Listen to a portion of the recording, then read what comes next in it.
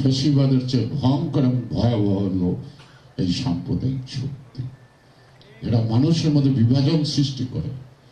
কিন্তু আমার জানা মতে যতটুকু লেখাপড়া আছে, সকল ধর্মের ধর্ম পুস্তকে মানবতাবোধ, মানুষে মানুষের ভালোবাসা, মানুষের কল্যাণের কথা বলে, বিভেদ সৃষ্টির কথা বলে না।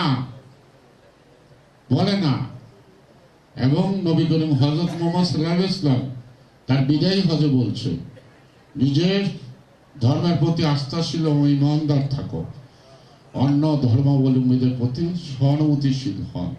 স্বয়ং নবী স্বীকার করেছে পৃথিবীতে আরো ধর্ম আছে, কিন্তু এরা কি করে? সেই কথা মানে না। কারণ আরেকটি কথা, যে নবীর মৃত্যুর আগে তার সাহাবারা জিজ্ঞেস করছিল, হুজুর আপনার পরে ইসলাম রক্ষা করবেন কে? আলেম সমাজ। তাহলে ইসলাম ধ্বংস করবেন কে? আলেম সমাজ। আমরা এইরকম আলেম সমাজ বাংলাদেশ এখন দেখতেছি, যারা ইসলাম ধ্বংসের পথে নামছে,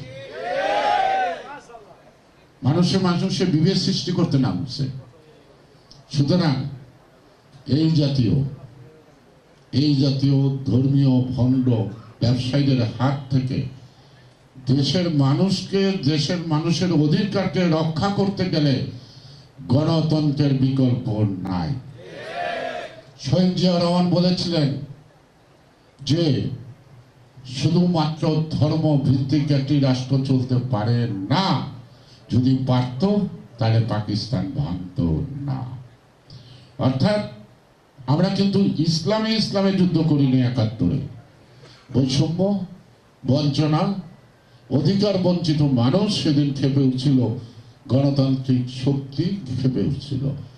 সুতরাং আমাদের যুদ্ধটা হচ্ছে ৭১-এ বৈষম্য বিরুদ্ধ, সাম্য, ন্যায় বিচার, একটি স্বনির্ভর বাংলাদেশ।